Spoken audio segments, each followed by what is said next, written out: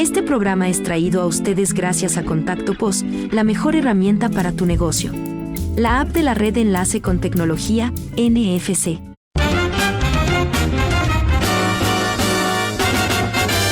Esto es Cabildeo Digital.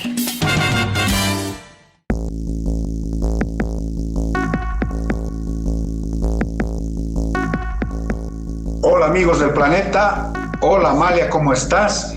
Estamos en viernes 16 de agosto, día de San Roque en Bolivia, por tanto el día de festejar a los hijos de cuatro patas, a estos seres tan especiales que se han vuelto parte de las familias, no solamente en el país, sino en varias partes del mundo. Tenemos muchísimo que comentar, que analizar, Amalia, porque hay una especie de linchamiento judicial que se quiere aplicar a la exministra Heidi Roca. Hay una ola de rechazos sobre el tema de la intención del control de las divisas, un acto de cinismo de parte del ministro de Economía sobre este tema. Hay también lo que está ocurriendo en Venezuela. Hay una marcha mundial convocada para este fin de semana, para este sábado, y también hay un cacerolazo este viernes en La Paz en contra de la crisis económica. De todo esto vamos a estar hablando y vamos a estar analizando, Amalia querida. Un saludo para todos ustedes, bienvenidos, son las noticias de último momento y nos vamos a este enlace que es importante y volvemos con el desarrollo. Y llegó Contacto POS, la app más completa para tu negocio. Cobra con tarjetas, con QR y con Tigo Money. Funciona con todas las cuentas de bancos. No necesitas cambiar de banco ni abrir otra cuenta. Descárgala ya.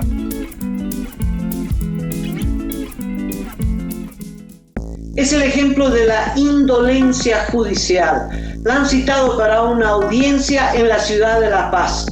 Heidi Roca, la ex ministra de Salud del gobierno de Yanín Áñez, padece una enfermedad neurológica, está muy delicada de salud, no puede hablar, ha perdido prácticamente la habilidad del habla, moverse casi nada, y su estado de salud es muy inestable. A pesar de esto, el juez la ha citado a La Paz. Me recuerda mucho a el que fue el presidente de Caminos, que por una orden judicial tuvo que llegar a La Paz y lo mataron. Sí, Amalia, estamos refiriéndonos a don José María Bakovic, que fue enjuiciado por el gobierno de Evo Morales y efectivamente lo traían de un lugar a otro. Algo parecido también pasó con Marco Antonio Aramayo, te acordarás del director del INRA, que también lo llevaban de cárcel en cárcel en prácticamente todo el país hasta que acabaron con su vida.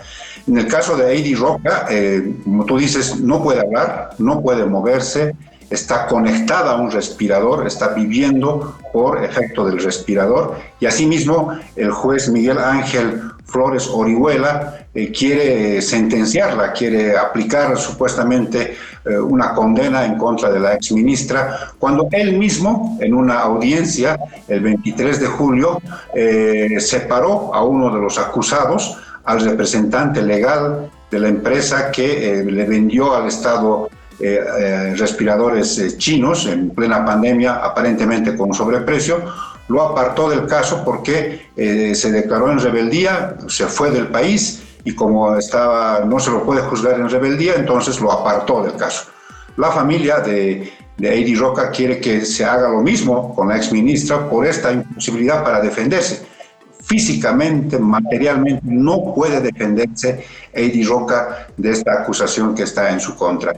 Y la pasada jornada, Amalia, 176 activistas de todo el país, intelectuales, defensores de derechos humanos, se unieron en un pronunciamiento pidiendo que Heidi Roca sea separada del caso y que terminen estos tratos crueles de este juez en contra de la exministra. Y se llama Miguel Ángel, qué ironía, ¿no? Si podría suscribir, la firma de una periodista se suma, y me imagino que el de la firma de Cacho también, a este pedido, a este clamor: dejen tranquila a Heidi Roca, ya sufrió demasiado, Además es absolutamente inocente. Ella hizo lo que tenía que hacer. Los respiradores ya estaban en Bolivia, ella no los compró, ella no firmó ningún acuerdo, pero cuando ella asumió el Ministerio de Salud, la gente se estaba muriendo en las calles. Recordarás, Cacho, esos días tenebrosos del COVID, que nadie sabía qué era el COVID, que la gente moría en las aceras, moría en las colas para entrar a los hospitales, la gente apedreaba a los familiares y a los féretros de las personas que morían de COVID. En fin, eran situaciones dantescas que estaba viviendo el país, y los hospitales reclamaban por respiradores, y los respiradores estaban en los depósitos del Ministerio de Salud. Entonces, la ministra dijo, lo primero, hay que salvar las vidas. Que tengan sobreprecio o no sobreprecio, un problema de la justicia. Yo tengo que salvar vidas, sacó los respiradores y los distribuyó entre los hospitales. Hizo bien, hizo muy bien, hizo lo que tenía que hacer. De tal modo que más inocente, imposible, pero además arriesgó su vida, se contagió 2 veces con COVID, y después, como efecto del COVID, apareció estos síntomas neurológicos de esta enfermedad gravísima, que está acabando con la vida de la ex ministra. Entonces pedimos la libertad y que la dejen pasar sus últimos días en compañía de su familia y sin la angustia de que un juez la tenga que arrastrar a La Paz para declararla culpable y darle la última puñalada a la vida heroica, hermosa de Heidi Roca. Una médica fascinante, muy destacada, investigadora, realmente una gran persona. No hay nada más que agregar a lo que tú has dicho, Amalia, y efectivamente nos sumamos a estas firmas de estas 176 personas que están clamando piedad con Heidi Roca en esta situación tan penosa que está viviendo. Pasamos, Amalia, a otro tema. La actualidad, la coyuntura económica sobre todo, ha generado una ola de rechazos de parte de varios sectores empresariales en contra del pretendido control de las divisas. Cacho, ¿por qué dijiste que el ministro de Economía había hecho una demostración de cinismo? ¿Qué pasó? Bueno, anoche, Amalia, el ministro de Economía, don Marcelo Montenegro, fue entrevistado por una red de televisión y lo que dijo, muy suelto de cuerpo, Amalia, realmente me asombró el grado de cinismo de Marcelo Montenegro. Dijo lo siguiente: ¿quién ha hablado de control de divisas? Nadie ha hablado de control de divisas. Cuando el martes, 2 días antes, el monigote del gobierno, don Juan Carlos Guarachi, salió públicamente a plantear el control de las divisas como una decisión del gabinete social, que sabemos que es una especie de instancia, de brazo político del gobierno actual. Entonces realmente yo me quedé asombrado y dijo Marcelo Montenegro, no, nadie ha hablado, y por tanto en la reunión de este viernes en la tarde vamos a plantear otro tipo de medidas que no tienen que ver con el control de las divisas, tienen que ver con las exportaciones y con otro tipo de medidas que no las quiso revelar. Entonces realmente me sorprendió, porque me imagino que creen que es astucia política, que creen que, caramba, hemos hecho una gambeta política. No, la gente es peor, o sea, cree menos en este gobierno, piensa que es un gobierno inepto, que no hace las cosas con seriedad, que cambia de opinión cada 5 minutos, y es peor, porque toda la credibilidad, la poca credibilidad que tienen, se está yendo por el caño. El gobierno miente con un cinismo que realmente da escalofríos. Recordarás, primero llega el diésel ruso. ¿Cuál diésel ruso? Mentira, no hay ningún diésel ruso. Y luego llega el diésel ruso. No importa que sea ruso. ¿Cómo que no importa? Te metiste al país. Y ahora, Guarachi, ¿de dónde sacó lo del control de divisas? Si no es del guión que le dio Marcelo Montenegro, el ministro de Economía. ¿O Guarachi sabe algo de medidas económicas? ¿No? ¿Cómo? Todo el mundo. Sí, lo hemos comentado, sí, realmente.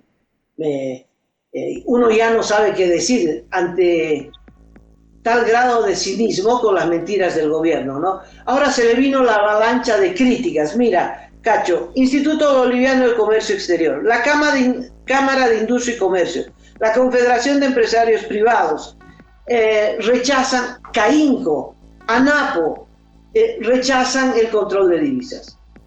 Toda la opinión de los expertos economistas, aunque se puede decir que son todos opositores, dijeron el control de divisas va a llevar al descalabro económico del país. Es decir, ya estamos en el descalabro, bueno, a la enésima potencia.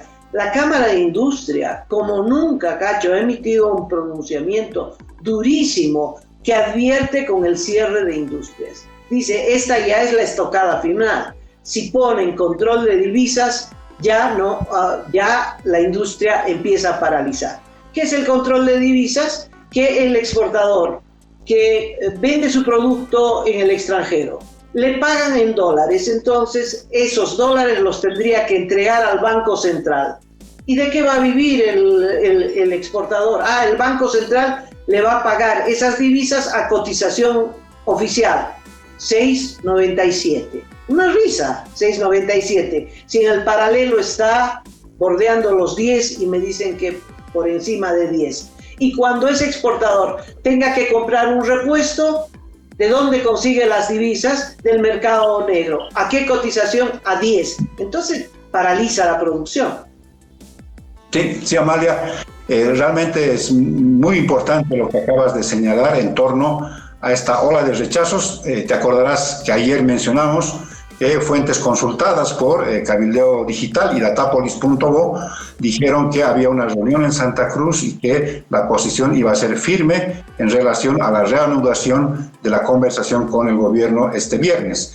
Y esa firmeza ha venido a través de sus comunicados, esta especie de cascada de comunicados que rechazaban y que tuvo su punto más alto en el comunicado de la Cámara Nacional de Industrias, que habla de colapso del aparato productivo, de inflación sin precedentes en Bolivia, de cierre de fábricas, de desempleo masivo y de pérdida de mercados extranjeros. Realmente la hecatombe si es que se aplicara esto del control de las divisas. Veremos qué es lo que sucede esta tarde. A las 4 de la tarde se reanuda la conversación entre Luis Arce, su equipo económico, frente a los empresarios del país.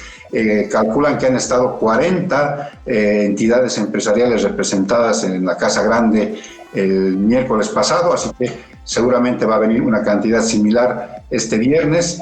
Y el primer tema que se va a tocar seguramente es este tema del control de divisas, esta intención del gobierno expresada, el que ha hecho el trabajo sucio, como siempre, Juan Carlos Huarachi, al anunciar esta medida que ha generado fracaso económico en Venezuela, en Argentina, y donde se ha intentado poner este tipo de trabas, de confiscaciones a los dineros que generan los entes privados. Me llama la atención que el empresariado se hubiera expresado de manera tan clara y frontal frente a este punto y otros. Antes de entrar a la mesa de conversación, no digo negociación, de conversación con el gobierno. El gobierno no está yendo a negociar nada, Cacho. El gobierno está yendo a poner paños de agua fría al sector empresarial e intentar convencerlos de que apoyen el referendo. Chantajearlos, apoyen el referendo y puedo aflojar en esto y en el otro, ¿no? Si eso es negociación, pero no está yendo a abrirse en las posibilidades que la materia económica expone, ¿no? No está yendo a escuchar y a decir, bueno, esto puede ser interesante. No. Eso sería una negociación abierta, limpia. No, el gobierno está yendo con un fin político, a ver si frena al sector empresarial y a ver cuánto aprovecha de él. Los empresarios que siempre son timoratos frente al gobierno, me parece que iban a ir a escuchar y luego pronunciarse. Pero has visto que han abierto el paraguas antes de que caiga la tormenta, ¿no? Y han expresado lo que ya hemos resumido. ¿Qué quiere decir? Que ven que la mano se viene durísima y que es mejor poner los puntos sobre las íes antes de sentarse a conversar. Así es, Amalia, pero esto tiene una repercusión directamente en la gente común y corriente, en la base de la sociedad. Este jueves, por ejemplo, hubo una marcha grande de conductores del transporte urbano en Santa Cruz que están pidiendo la elevación del costo de los pasajes de 2 bolivianos a 3,70 centavos, y los panificadores han amenazado con elevar el precio del pan de 50 a 80 centavos la unidad. Y claro, todo esto se viene contra quienes consumen, contra quienes no son asalariados. 80% de la población económicamente activa en Bolivia vive de la informalidad, así que te imaginarás lo que puede ser una especie de inflación galopante en el país. Y por eso que es que varias organizaciones en La Paz se han organizado, han creado la Central Obrera de Trabajadores, y no es la Central Obrera boliviana ni departamental, y esta tarde a las 6 de la tarde van a iniciar un cacerolazo. Se están convocando en el atrio de la Universidad Mayor de San Andrés y van a salir con sus cacerolas vacías a pedir soluciones económicas de una vez al gobierno de Luis Arce Catacora. Puede haber una reunión, una concentración de cacerolas en el atrio de la UNSA, que luego se convertirá en una marcha alrededor del Prado hacia San Francisco. Es la ruta habitual de estas protestas, pero también es posible que las cacerolas suenen en todas las ventanas de los edificios del centro de la ciudad. Cacho, hay 2 temas interesantes. A propósito del incremento de los precios, tengo un informe de EMAPA. EMAPA dice que tiene los productos más baratos del país. Recordarás que el viceministro de Defensa del Consumidor, Jorge Silva, hizo arrestar a 4 personas, a 4 empleados de una agencia de venta de pollos. Los pollos venían de Santa Cruz y han cerrado la agencia. Esto provocó, no sé si te acuerdas, una ola de protesta de los productores avícolas. Bueno, EMAPA decía que el pollo estaba baratísimo, que ellos tenían mucho pollo y que eso era agio, en fin. Pero lo concreto es que EMAPA también está subiendo los precios y entonces habría que llevarlos a San Pedro a todos los de la cúpula de EMAPA. Esta empresa estatal que arroja pérdidas y demanda subvención del Estado, resulta que está vendiendo el quintal de arroz. Vendía en julio pasado, estamos en agosto, a 128 bolivianos el quintal. 128. Ahora está a 202. Estamos hablando del quintal de arroz. 202. La arroba estaba en 41 bolivianos con 50 centavos, ahora vale 50 bolivianos con 50 centavos. ¿Qué quiere decir? Que si EMAPA está subiendo los precios, Cacho, es imposible decirle al sector privado que no suba sus precios. Si EMAPA sube sus precios es porque sus costos están aumentando. Ahora EMAPA dice, nosotros estamos con los precios más baratos, claro, porque te subvencionan, ¿no? Ya quisiera el sector privado que lo subvencionen como EMAPA. EMAPA no importa si gana o pierde, en realidad solo pierde. Y el que le paga esa subvención eres vos, yo, todo el país le paga el chiste a EMAPA. Que si no fuera la subvención, los precios serían distintos. Y en los pollos es lo mismo.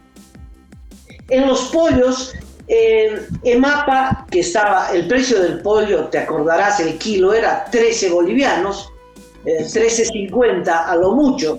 EMAPA está vendiendo a 15.50 y lo metieron a estos trabajadores de la agencia que vendía los pollos de Santa Cruz porque estaban vendiendo a un peso más, 16.50, y EMAPA está vendiendo a 15.50.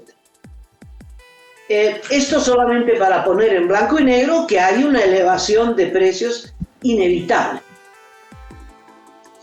Es lo que tú dijiste ayer. Yo creo que lo más claro es lo que has señalado ayer, Amalia, y es esta pugna entre dos modelos económicos y el modelo que defiende el gobierno, que está haciendo aguas por todas partes, ¿no? Funcionaba, claro, en época de bonanza, cuando había ingresos ingentes de dólares al país, cuando la renta petrolera se disparó a los niveles jamás pensados en Bolivia. Claro, ahí sí funcionaba el modelo que propugna todavía el MAS con Evo Morales, con con Álvaro García Linera, con Luis Arce y con todos los otros personajes que conocemos del MAS. No funciona, y está probándose eso, ahora que las cosas están complicadas, ahora que la crisis es el sello que está puesto sobre todo el país. Y entonces quieren insistir en un modelo que está probadamente demostrado que no sirve para este tipo de contingencias, ¿no? Y a mí, la verdad, me llama mucho la atención el que no, por ejemplo, no opten por un viraje como lo hizo Venezuela, ¿no? Venezuela, cuando estuvo también en este tipo de complicaciones, no se preocupó mucho, viró, y claro, ahí están, digamos, de alguna manera logró sortear el mal momento. Entonces, insisten con esta visión sobreideologizada de que es el estatismo el que va a solucionar finalmente las cosas, el crear más empresas públicas, el no bajar el déficit fiscal, el gasto público, y ahí estamos, al borde del precipicio. Y en ese borde, el gobierno ha optado por decretar arancel cero para el trigo. Es una buena medida. La producción nacional de trigo no alcanza para satisfacer la demanda. Recordarás que antes de Evo Morales, antes del 2006, Bolivia recibía una asistencia de Estados Unidos, el PL 480, así se llamaba el proyecto, y nos llegaba trigo de Estados Unidos gratis. Lo único que se pagaba era la molienda, y entonces el trigo, el pan, la marraqueta estaba subvencionada por Estados Unidos. Una maravilla. Bueno, vino Evo Morales y dijo que eso era el imperialismo y los echó a todos. Y entonces había que importar trigo y ahora dependemos de la importación de trigo, ¿no? ¡Qué maravilla!, ¿no? ¡Qué antiimperialismo fantástico!, ¿no? Antes nos subvencionaba Estados Unidos, ahora lo subvencionan los pobres, que son los que comen la marraqueta. Cacho, no se ha hecho nada para incentivar la producción de trigo. Antes Cochabamba era el productor principal de los granos en Bolivia, era el granero de Bolivia. Ahora no, ahora produce coca. También otros productos, pero no satisface la demanda local. Es Santa Cruz que alterna la soya con el trigo, pero no satisface la demanda local. Vivimos del trigo importado. La marraqueta que hemos comido esta mañana, que hemos acompañado con nuestro café con leche, es de harina importada. Gran parte de esta harina viene de la Argentina. Bueno, en la época de Yanín Áñez, en pleno COVID, cuando los países dejaron de exportar trigo, entonces la presidenta y su gabinete aprobaron un decreto de arancel cero. Cuando volvió Arce Catacora, se agarró, pero las vestimentas, se quería romper el pecho. ¿Cómo es posible? Arancel cero, ¿no? Y repusieron el arancel para el trigo. Ahora, arancel cero para el trigo. ¿Qué te parece? Ay, realmente es a lo que has señalado ayer, este empecinamiento con un modelo fracasado, es pues ineptitud, ¿no? Es una falta de conocimiento básico de las autoridades económicas que tenemos en el país. ¿Alguien se acuerda de alguna cosa destacable de Marcelo Montenegro antes de ser ministro? ¿Alguien conocía a Sergio Cusicanqui antes de ser ministro de Planificación? Era un estratega económico, era un asesor, más o menos como Jaime Dum, por ejemplo. Nada, no eran nada, eran creo que sus compañeros de docencia de Luis Arce Catacora, ¿no? Entonces, ¿Qué pueden saber? O sea, están improvisando, hacen una cosa, no les salen, hacen otra cosa, no les salen. Están jugando con el presente y con el futuro del país. Y la verdad, yo siento tremendamente decepcionado porque Luis Arce Catacora podría haberse rodeado de gente realmente interesante para incluso poner en marcha este modelo que tiene en la cabeza, pero ni siquiera eso. Agarró a los que pudo, ¿no? Y ahí están, ¿no? O sea, ¿qué más se puede esperar de personas que la verdad no tienen una visión más profunda, más amplia de la economía del país? La verdad que antes de este gobierno yo no conocía ni a Montenegro, ni a Cusicanqui, ni a nadie en su gabinete, pero conocía a Arce Catacora. Era el ministro de Finanzas, el ministro de Economía, el que manejó la economía, el derroche, el presterío en el gobierno de Evo Morales, ¿no? Y es el que no quiere que nadie le dé sombra y es el que da las pautas económicas. Y estas son sus pautas. Es una pauta con sello ideológico, ¿no? No sé, intentan ser antiimperialistas cuando están vendiendo el país a los chinos, ¿no? Vendiendo sería mucho, ¿no? Cuando le están regalando el país a los chinos y a los rusos, y es todo esto en aras del imperialismo norteamericano que ya no tiene mayores intereses en el país. A propósito del arancel cero para el trigo, es lo mismo, te acordarás que en el gobierno de Yanín, fruto del COVID, el equipo económico de Yanín Áñez recurrió al FMI para poder usar el dinero que tenemos en el FMI, $300 millones. Cuando entró Arce Catacora, ¿te acuerdas el escándalo? ¿Cómo era posible haber recurrido al imperialismo, al FMI, Fondo Monetario Internacional, si esos son los diablos? Bueno, poquito después recurren al mismo crédito, solo que le agregan una multa de $24 millones. Gracias, señor Arce. $24 millones que no salieron del bolsillo de la familia Arce, sino de la familia boliviana. ¿Qué te parece? Y ahora lo mismo con el arancel cero del trigo. Bueno, Cacho, pasemos a otro tema. ¿Hay algo un poquito más halagador? Bueno, sí, vamos a hablar del tema internacional, Amalia, pero te invito, por favor, a que hagamos una pausa de estos segundos con un enlace importante. Llegó Contacto POS, la app más completa que te permite cobrar de una forma simple y rápida en tu negocio, desde la cual podrás cobrar con tarjeta, con QR y también con Tigo Money. Contacto POS, descárgala ya. Este sábado el mundo entero se realiza una jornada de apoyo a la verdad, de apoyo a Venezuela, de apoyo al 70% de los electores que votaron por la oposición, que votaron por Edmundo González Urrutia, que es el candidato electo, es el presidente electo de Venezuela. En La Paz no sé exactamente dónde se va a desarrollar esta concentración. Hay pocos venezolanos en Bolivia y aquel que se expresa en contra del régimen es puesto en la frontera. Y es por eso que hay pocas expresiones en los medios de comunicación, etcétera, de venezolanos que digan su verdad.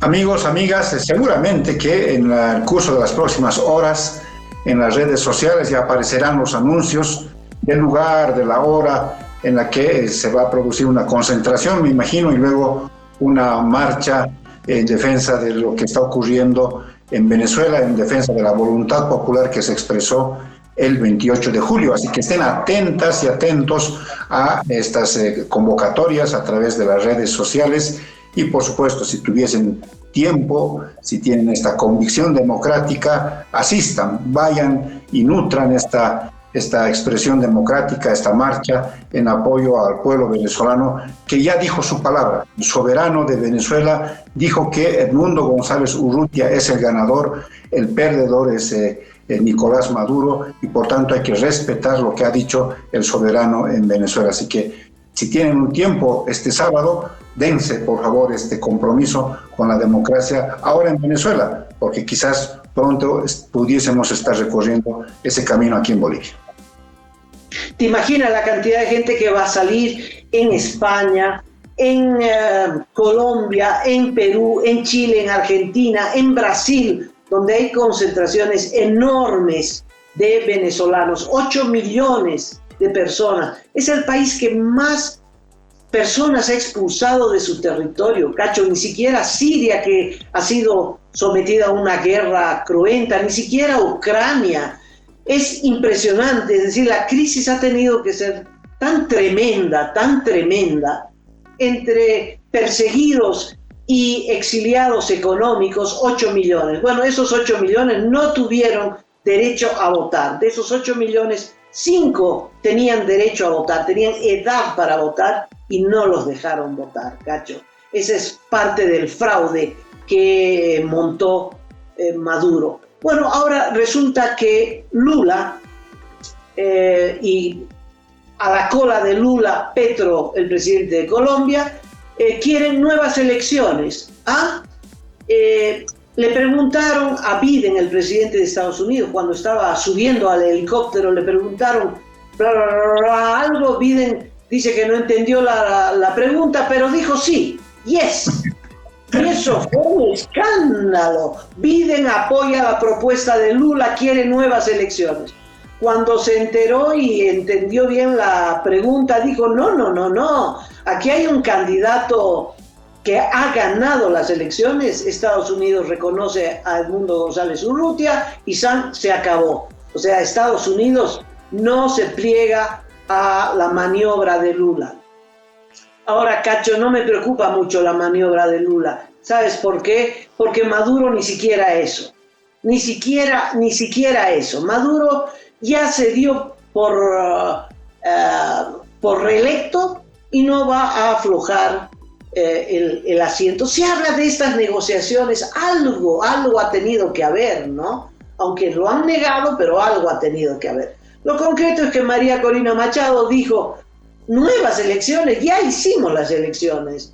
Las actas, vean el portal, esas actas son oficiales, no son actas de la oposición, son actas oficiales. Ahí están el 80% de las actas y con un 70%, 67% ha ganado Edmundo González Urrutia y se acabó también. Otras elecciones no. Aquí lo único que hay que hacer es cumplir lo que dijo Lula al principio. El que pierde se va. Perdió Maduro, se va Maduro. Así es, Amalia. Hay que esperar la posición de Europa, que hasta el momento está de alguna manera guardando silencio. Hay que ver qué es lo que dice a través de la Unión Europea o del Parlamento Europeo. Es muy importante conocer esta posición porque de alguna manera esto arrinconaría la propuesta, esta maniobra que pretenden aplicar Lula da Silva y Gustavo Petro de nuevas elecciones, desconociendo todo lo que se hizo, además con unas cosas medias raras, gobierno de coalición, gobierno transitorio, claro, todo para salvar la tiranía de Maduro. Me gustó mucho la posición tranquila, pero muy firme de María Corina Machado, que dijo, ¿cuántas elecciones más quieren? Hasta que en una de esas gane la tiranía chavista. ¿Eso quieren? No lo vamos a permitir. No aceptamos que se tuerza hasta ese extremo la voluntad ya expresada por el pueblo venezolano. Así que es otro argumento, otra manera, otro tipo de convocatoria para que mañana estos 8 millones de venezolanos se expresen en todo el mundo y por supuesto aquí en Bolivia, en La Paz, en otras capitales. Hagamos fuerza porque venza la democracia, porque de alguna manera se consolide lo que ya el pueblo venezolano ha definido a través de las urnas, que es González Urrutia presidente y Nicolás Maduro a su casa o eventualmente incluso a una cárcel, porque ya incluso hay sentencias establecidas al margen de lo que supone la justicia venezolana. Mi corazón con Venezuela. Nos despedimos. Así es, Amalia. Vamos a estar entonces atentos a lo que suceda y estaremos con ustedes, amigas y amigos, este fin de semana, este domingo. Pero antes queremos anunciarles que vamos a tener una entrevista con el constitucionalista muy destacado José Antonio Rivera sobre lo que se viene ahora, porque ya no hay primarias, sí va a haber judiciales, eventualmente habría el referéndum que plantea el presidente. La entrevista con José Antonio Rivera seguramente va a ser muy esclarecedora, Amalia. Así es, los esperamos. Muchas gracias por su atención y hasta la próxima.